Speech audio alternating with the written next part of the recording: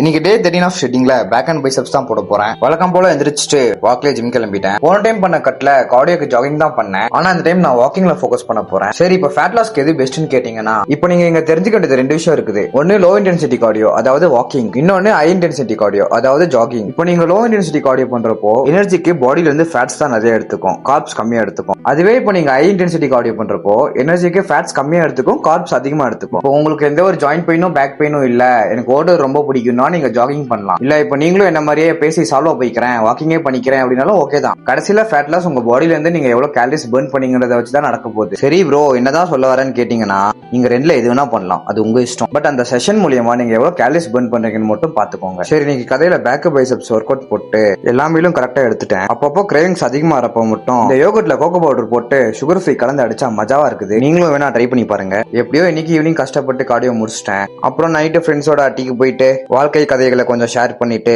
வீட்டுக்கு வந்து சாப்பிட்டு தூங்கிட்டேன் கைஸ்.